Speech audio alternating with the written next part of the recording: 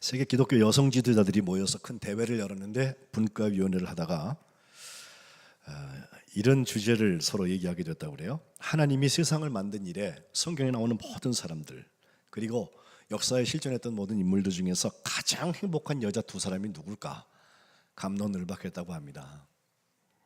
결과가 나왔습니다. 창세기 이래 가장 행복한 두 여자는 한 사람은 이브고 다른 한 사람은 성모 마리아랍니다. 그럴듯하죠? 예수님의 어머니 그리고 첫 번 여자. 근데 이유를 보니까요, 이브는 시어머니가 없었기 때문이고 마리아는 며느리가 없었기 때문이랍니다.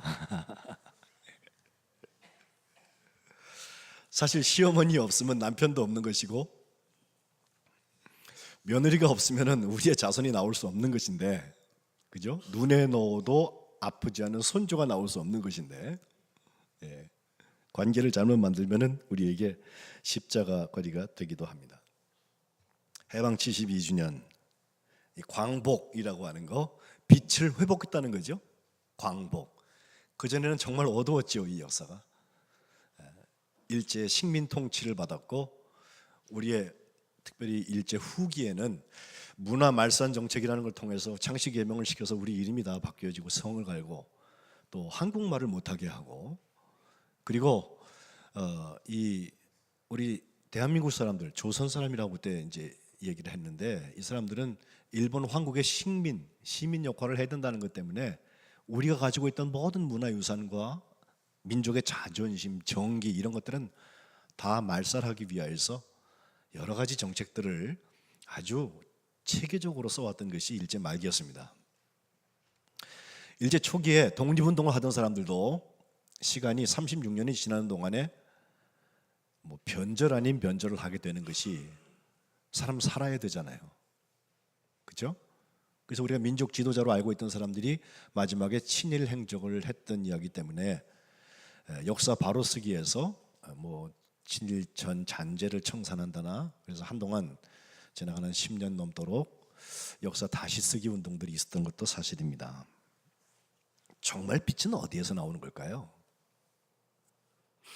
어떤 빛을 회복하자는 것일까요? 광복이라는 것이. 위안부로 끌려갔던 할머니들이 이제 많이 돌아가시고 몇 분 안 남으셔서 최근에도 한 번 돌아가시는 이야기를 들으면서 참 우리의 마음이 얼마나 답답한지 몰라요. 이제 기회가 얼마 남지 않았을 텐데.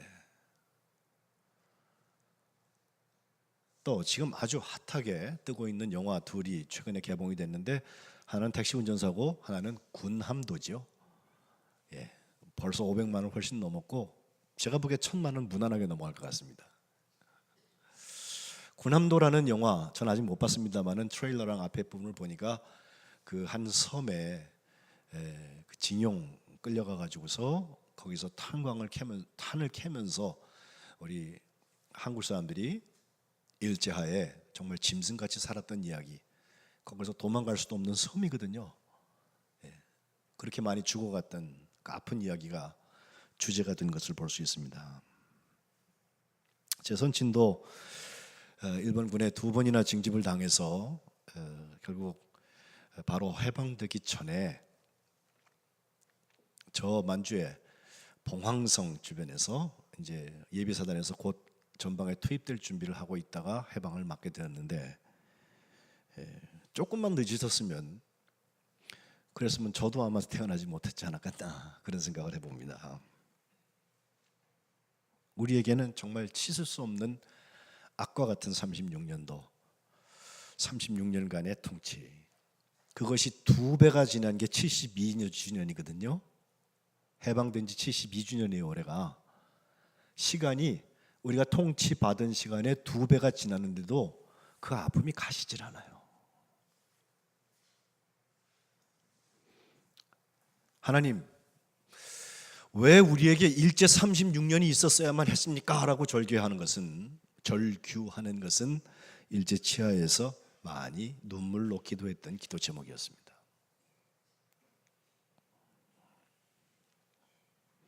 이제 남북 통일을 하자고 역사적인 숙제로 우리에게 와 있는, 이것은 빛을 회복하는 것일 뿐 아니라 이제 하나 되게 하는 역사를 향해서 가야 되는데 이것도 녹록치가 않습니다.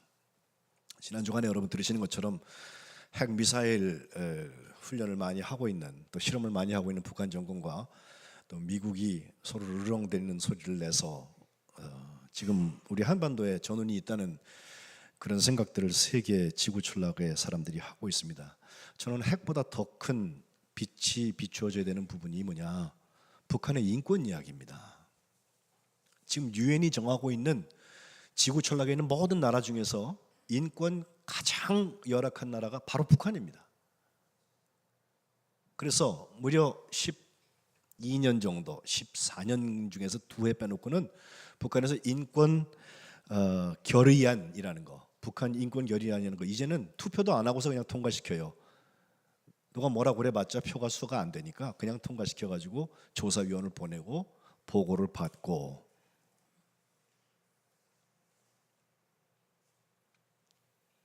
중대하고 조직적이며 광범위한 인권 침해가 자행되고 있다는 것이 사실입니다. 정치범 수용소가 여전히 있고요. 그들에게 여성이나 약자들 설 곳이 없습니다. 무슨 우리나라에서 지금 뭐 인권이 어떻고 하는 얘기를 하는데 북한하고 비교하면 이건 얘기할 거리가 전혀 못 됩니다. 여긴 너무 밝아도 너무 밝습니다. 이런 악한 정권을 무려 72년 동안 하나님 어떻게 유지시킬 수가 있습니까? 라고 우리가 묻는 거, 그것도 의미가 없습니다. 오히려 그보다 큰 의미가 있는 것은 예수 믿는 사람들이 하나님 앞에서, 하나님 그것이 일제이든 그것이 72년간 통치되고 있는 저 북한의 어처구니 없는 3대 정권이건 간에 이런 불의한 악에 앞서서, 악을 맞이하여서 우리가 하나님께서 우리에게 주시는 뜻이 무엇인지, 하나님의 인도하심을 받는 것이 무엇인지, 하나님의 영으로 맺으려고 하는 열매가 무엇인지를 바라보는 것이 중요합니다. 그래서 욥은 자기가 이유를 알지 못하는 고난을 계속 받으면서 친구들이 와서 자기에게 말 그대로 염장 지르는 말을 하거든요.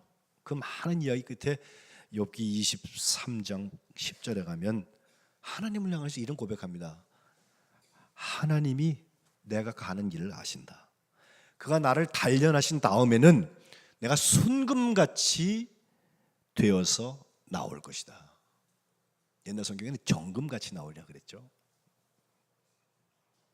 단련을 통하여서 하나님께서 하시려는 목표를 바라보고 이 고난 속에서 성령의 역사와 성령의 그 열매를 향하여서 열려져 있는 것이 그리스도인들입니다.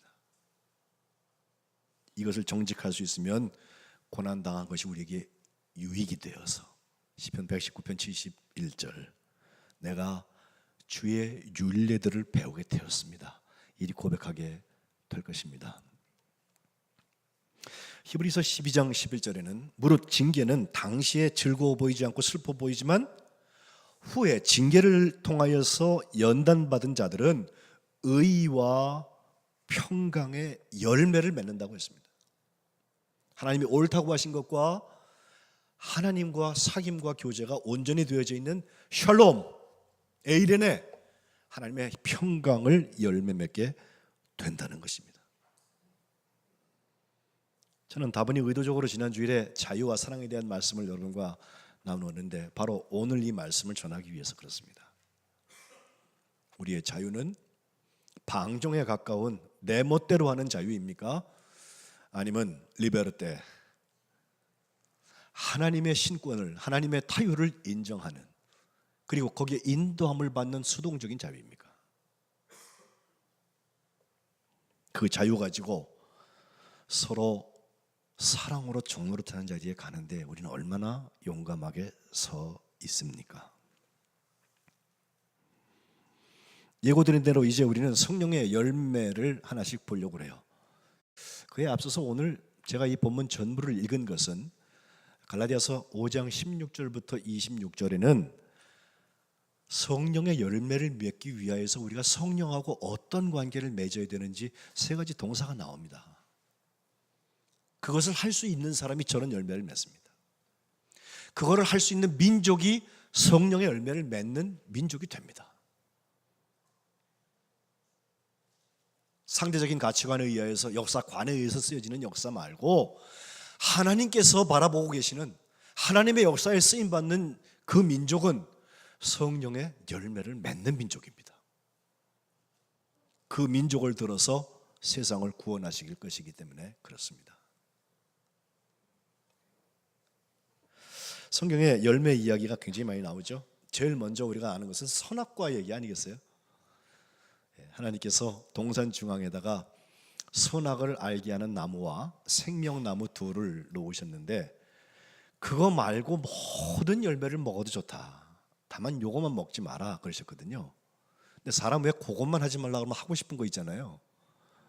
이게 원죄의 한 특성인 것 같아요. 제가 보기에는.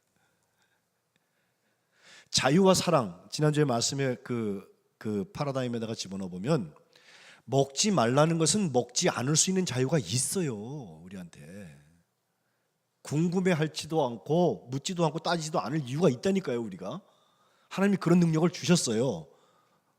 그런데 하지 말라 그러면 더 하고 싶은 자유도 있다니까요. 우리한테.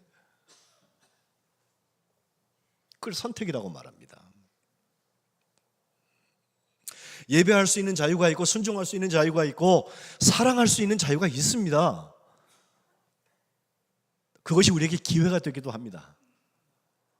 그런데 예배하지 않고 하나님을 두려워하지 않고 불순종하고 사랑하지 않는 자리에 설 자유도 우리에게 있습니다.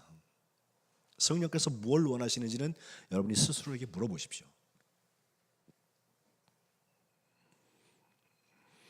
뱀을 통하여서 그 이브를 유혹했던 이야기, 하나님이 하셨던 말씀을 조금 바꿔놓았는데 그 말 듣고 나니까 이브의 생각에는요, 정말 그런 것 같을 뿐만 아니라 하나님 만들어 놓으신 먹지 말라고 하셨던 선악과 선악을 알게 하는 나무가 그렇게 보암직하고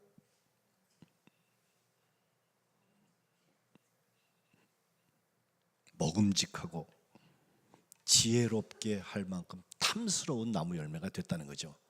그래서 먹고 자기 파트너 짝인 남편한테도 줘요. 하나님께서 이 일을 보시고 창세기 3장 22절에 이렇게 말씀하십니다. 보라, 이 사람이 선악을 아는 일에 우리 중 하나같이 됐다. 그가 그의 손을 들어서 생명나무의 열매도 따먹고 영생할까 하노라. 걱정하셨어요. 결국 에덴 동산에서 내보내고 그를 만들었던 소재, 아담을 만들었던 소재 땅, 그것을 갈게 하셨다는 것이 창세기에 에덴에서 추방되는 이야기입니다. 열매 하나가 사람을 이렇게 바꿔놓습니다. 주님께서도 열매를 통하여서 사람을 판단한다, 사람을 알 수 있다는 말씀, 마태복음 7장에 선목설실, 착한 좋은 나무가 좋은 열매를 맺는다는 말씀을 주고 계시고, 또 그 외에도 세례 요한을 통하여서 회개에 합당한 열매를 맺어라, 이 복음의 메시지가 전달된 이후에 계속해서 열매 이야기입니다. 네 가지 땅에 대한, 씨가 떨어진 땅에 대한 이야기에서도 맨 마지막 옥토는 나머지 세 종류의 길가나 돌짝밭이나 가시덤불과 달리 거기에 뿌리를 내려서 결국은 30배, 60배, 100배의 결실을 얻게 되는 거 아니에요? 그 결실이 열매입니다. 요한복음 12장 24절에는 한 알의 밀이 땅에 떨어져 죽지 아니하면 한 알 그대로 있고 죽으면 많은 열매를 맺느니라. 예수님의 십자가의 원리가 여기에 담겨져 있습니다. 요한복음 15장 제일 중요한 비유 중에 하나인데, 예수님이 나는 무엇이다 중에서 마지막으로 7번째 하신 말씀, 나는 참 포도나무다 라고 말씀하시면서, 그리고 내 아버지가 농부여서 너희들이 가지인데 나에게 붙어 있으면 열매를 맺게 될 거다. 열매를 맺는 가지는 더 맺게 하려고 아버지 농부가 그것을 가지를 깨끗게 해 주신다. 회복의 자리를 말합니다. 생명의 자리를 말합니다. 그러나 가지가 포도나무에 붙어 있지 아니하면 스스로 맺을 수 없음같이 결국 가지처럼 밖에 버려져 마르는데 사람들이 그것을 모아다가 불에 던져 사른다, 땔감이 되고 만다는 것입니다. 사도들의 서신에도 계속해서 열매 이야기들이 나오는데 빛의 열매, 또 야고보서 3장 17절과 18절에는 이런 말씀도 있어요. 오직 위로부터 난 지혜는 첫째 성결하고 다음에 화평하고 관용하고 양순하며 긍휼과 선한 열매가 가득하고 편견과 거짓이 없나니 화평케 하는 자들은 화평으로 심어서 의의 열매를 거둔다고 그랬어요. 하나님의 평강에 거하는 사람들, 또 피스메이커, 정말 하나님의 평화를 할 수 있도록 가능케 하는 사람들은 그 화평을 심어서 하나님이 옳다고 하신 의의 열매를 거둔다는 말씀입니다. 이런 것들은 성령의 열매와 일맥상통하고 있습니다. 그 성령을 열매를 맺기 위해서 우리가 오늘 본문에 발견하는 세 개의 동사는 첫 번째는 따라가라는 것입니다. 16절 너희는 성령을 좇아 행하라. 좇아서 행한다라고 하는 단어 페리파테이테라고 하는데 이 페리파테오라고 하는 동사는 걸어가는 걸 말하는데 따라서 걸어가는 걸 말합니다. 제멋대로 가는 게 아니라 반드시 앞에 가는 분을 따라가는 것이고 여기서부터 전용하는 표현을 얘기하면은 심지어는 뭐 취직해라 그리고 살아가라는 표현까지도 전용해서 얘기를 하는데 중요한 것은 이렇게 성령을 따라가는 사람들에게는 육체의 욕심을 이루지 않는다는 것입니다. 성령을 좇아서 행하는 것과 육체의 욕심을 이루는 것이 상반된 개념입니다. 17절에 육체의 소욕은 성령을 거스리고 성령의 소욕은 육체를 거스린다 하면서 이 둘이 서로 대적하여서 72년 동안 통일하지 못하는 남과 북처럼 말로는 우리의 소원은 통일하면서도 너희의 원하는 것을 하지 못하게 하려 함이라 그랬어요. 육체의 소욕 무엇입니까? 19절로 21절에 보면 육체의 일들이 15가지가 나옵니다. 음행, 더러운 것, 호색, 우상숭배, 술수, 원수 맺는 것, 분쟁, 시기, 분냄, 당 짓는 것, 불리함, 이단, 투기, 술 취함, 방탕함, 이런 모든 15가지 또 이와 같은 것들까지 얘기를 했는데 이것은 지금 우리가 이런 거 찾아보기가 굉장히 쉬워요. 드라마를 틀어보면요 드라마 속에 이게 다 들어가 있어요. 뭐 휴전선 저쪽에 북한이 어떻다 이런 얘기 할 것도 없어요. 우리 안에도 얼마든지 이런 게 있어요. 가까이 찾아집니다. 육체의 일들입니다. 육체의 소욕들입니다. 성령의 역사를 거스르는 것들입니다. 그러므로 여기서부터 벗어나서 성령을 따라가야 됩니다. 그 자리에 성령의 열매가 맺혀질 것입니다. 두 번째 동사는 성령의 인도하심을 받으라는 것입니다. 그렇게 해야 율법 아래에 있지 않다고 했습니다. 인도하심 받는다, 아고라고 하는데 이것은 우리가 주체적으로 걸어가는 것이 아니라 따라가는 것과 마찬가지로 조금 더 한 걸음 나아가서 성령께서 가고자 하시는 곳에 이끌려가는 것을 말합니다. 인도함 받는 삶. 역사를 볼 때에도 한 17세기 이전까지는 인도함 받는 삶에 대해서 사람들이 그렇게 저항하지 않았습니다. 몇몇 주권자들 빼놓고는. 그런데 계몽주의 지나가고 합리성의 세대가 오고 또 자유주의 신학이 오고 또 우리에게 얼마든지 사람들이 할 수 있다는 것이 보여지기 시작을 하니까 20세기 들어와서부터는 지나가는 100년 전부터는요 내 인생은 나의 것, 우리 역사는 우리의 것 이렇게 됐어요. 그러면서 일으킨 것이 20세기의 두 번의 전쟁이에요. 세 번째 전쟁이 일어나면 지구가 남아나지 못합니다. 지구에 가지고 있는 폭약은 지구를 부시고도 얼마든지 남는 폭약을 가지고 있어요. 그렇기 때문에 우리는 더욱더 성령의 인도하심을 받아야 될 필요가 있어요. 성령의 인도하심을 받는 사람들에게 여러분 앞에 보시면 오른쪽에 9가지 열매가 나타나는데 한번 하나씩 읽어봅시다. 시작. 사랑, 희락, 화평, 오래 참음, 자비, 양선, 충성, 온유, 절제. 9가지죠. 이 같은 것을 금할 법이 없다고 그랬어요. 성령의 인도하심을 받는 것은 좀 바보같이 보이는지 모르지만은 세상에 가장 똑똑하고 세상에 성공적인 삶이 아닌 것처럼 보이는지 모르지만은 금할 법이 없습니다. 그리고 24절에 그리스도 예수의 사람은 육체와 함께 그 정과 욕심을 저 십자가에 못 박은 사람들입니다. 그러니 하나님의 영의 인도하심을 받는 것이 맞습니다. 세 번째 동사는 이제 성령으로 살라고 25절에 말씀합니다. 만일 우리가 성령으로 살면 또한 성령으로 행할지니, 이 행한다는 게 앞에 따라간다는 행함, 그 걸어감과 비슷한 말 같지만 전혀 다른 말입니다. 여기 행함은 군인들이요 열병 분열할 때 착착 맞춰서 가는 그 마취 있죠. 행진을 말합니다. 우리가 그리스도의 군사가 되어져서 세상의 싸움을 하는 것이 아니라 공중 권세 자본들과 자들과의 싸움,